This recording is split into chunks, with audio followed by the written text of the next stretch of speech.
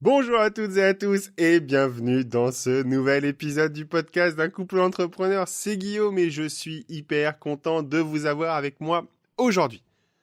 Aujourd'hui, on commence cette émission directement avec des remerciements. Merci à toutes les personnes qui prennent 3 minutes de leur temps pour laisser un avis sur Apple Podcast. Si vraiment vous ne l'avez pas encore fait, n'hésitez pas à aller laisser un avis, ça m'aide énormément. Et donc, merci déjà à toutes ces personnes. Aujourd'hui, un sujet d'actualité, un sujet forcément qui, moi, en ce moment, me passionne, c'est un petit peu rétrospective 2018, objectif 2019. On va faire 2 épisodes coup sur coup. Aujourd'hui, c'est un épisode vraiment sur faire la rétrospective de son année 2018, voir un petit peu ce qu'on a fait, pas bien fait, mais on en parle après. Et deuxième épisode, c'est évidemment les objectifs 2019. Ce podcast va vraiment s'adresser à tout le monde, c'est-à-dire que ça peut être des objectifs perso, des objectifs pro, des objectifs d'entrepreneuriat, de motivation, de sport. Bref, on fait un bilan sur tout ce qui s'est passé en 2018 et sur 2019 en 2 épisodes. Épisode d'aujourd'hui très simple. On va un petit peu faire la rétrospective de 2018. Et il va falloir que vous m'aidiez un petit peu à faire ce podcast parce que, premièrement, il va falloir que vous décriviez votre année 2018 en 3-4 mots maximum. Super année, bonne année, année moyenne, bref, 3-4 mots pour synthétiser votre année 2018. Et ça, c'est hyper important parce que c'est la base en fait. Comment vous vous sentez, vu en mode rétrospective, de votre année 2018. Deuxième chose, c'est planifier, faire la rétrospective de son année 2018. Et ça ne se fait pas n'importe comment, sur les toilettes, au resto, au café. Non, ça se fait de façon professionnelle, ça se fait de façon précise, ça se fait avec un créneau bien spécifique qu'on va choisir dans son agenda pour vraiment bloquer un temps pour faire sa rétrospective 2018. Donc, dès maintenant, vous ouvrez Google Agenda, vous mettez le podcast en pause, vous m'ouvrez votre agenda, vous vous dites, tiens, lundi 4, ou X janvier, je me fais ma rétrospective 2018. Cette rétrospective doit être faite avant la quinzaine de janvier. Dépasser ce truc-là, ça ne sert plus à rien. Donc, on l'a fait avant le 15 janvier. Dans cette rétrospective, il va falloir évidemment voir si vous avez atteint vos objectifs. Perso, pro, sport, pas sport, motivation, pas motivation, entrepreneuriat, business plan, chiffre d'affaires. Bref, on prend tous les indicateurs qu'on s'était donnés et on y va à fond. On fait le point indicateur par indicateur. Maintenant, une année, c'est long, une année, c'est plein de choses et il faut impérativement savoir ce que vous avez réussi. Il faut valoriser vos réussites. Vous avez atteint votre CA, c'est un best ever. Vous avez atteint votre taux de méditation par jour, c'est un best ever. Vous avez fait le nombre de kilomètres que vous étiez fixé par mois, c'est un best ever. Vous devez de valoriser vos réussites.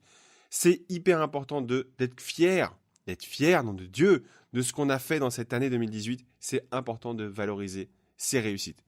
Et par ça, on va passer par plusieurs étapes. C'est qu'est-ce que vous avez fait pour la première fois cette année ? Ça peut être, vous avez fait votre premier saut en parachute, vous avez fait votre première plongée, vous avez fait votre premier euro de gagné, vous avez fait votre premier 1000 euros, vos premiers 10 000, 20 000, 100 000, 50 000 euros. Ce qui compte, c'est de qu'est-ce que vous avez fait la première fois cette année ?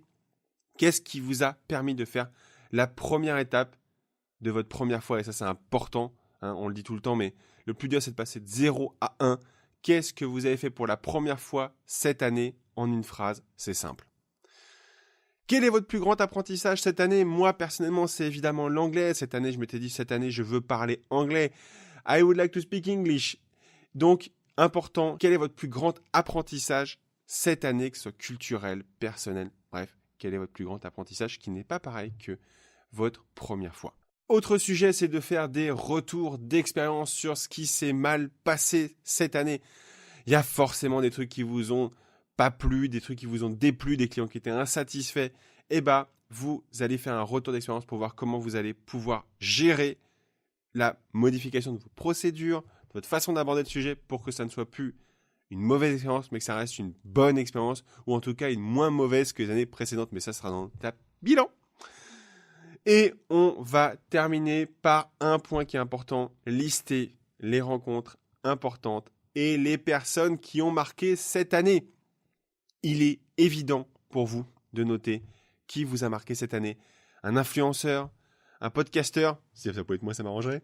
Bref, quelque chose qui vous a inspiré, qui a eu de l'importance pour vous cette année. Moi, j'ai eu beaucoup de rencontres importantes. J'ai rencontré des chefs d'entreprise, j'ai rencontré des ultra-trailers, j'ai rencontré des pilotes d'avion. Bref, j'ai rencontré plein de monde qui m'a inspiré cette année, qui m'ont apporté beaucoup de choses. Et c'est important de le marquer dans sa rétrospective 2018 pour essayer de dépasser le nombre de personnes rencontrées, le nombre de personnes inspirantes que vous avez rencontrées pour vous en 2019. Et on va terminer, j'avais 2 points pour terminer. Les coups durs, parce que les coups durs, ça arrive. Cette année, on en a eu plusieurs aussi, nous, de notre côté, je vous rassure. Toutes les entreprises en ont, c'est normal, mais que ce soit personnel ou professionnel, on a forcément des coups durs. Vous les notez pour le devoir de mémoire, j'insiste là-dessus. C'est pas obligé que ce soit toujours des coups durs où vous n'êtes pas relevé, mais vous les notez parce que ça vous aura forgé, ça vous aura marqué et ça aura fait que vous êtes la personne d'aujourd'hui en train d'écouter ce podcast. Voilà pour cet épisode hyper important, hein. Faire sa rétrospective 2018, il n'y a pas plus important que ça pour bien attaquer 2019. La rétrospective 2018, j'insiste, on l'a fait avant le 15 janvier et on a jusqu'au 1er février pour faire son objectif 2019. C'est important pour moi. Moi, je vous donne rendez-vous dès demain pour ce prochain épisode qui est comment préparer finalement 2019. Hein. Et on se retrouve très bientôt dans votre boîte email, sur le podcast, sur Apple Podcast, sur Castbox, sur Spotify bien évidemment. On est partout. Merci à tous d'être de plus en plus nombreux à nous écouter. Ça ne démord pas. Le podcast, ça me plaît, je kiffe ça, j'adore échanger avec vous. Ça fait des échanges hyper constructifs. Il y a juste un truc que je regrette, c'est qu'on ne puisse pas avoir des échanges en public. Ça, c'est un truc qu'on n'arrive pas à avoir avec le podcast. Je réfléchis sérieusement à monter des solutions pour ça. Mais en attendant, n'hésitez pas à vous abonner à la mailing list pour ne louper aucun épisode du podcast. Moi, je vous donne rendez-vous dès demain. Ciao.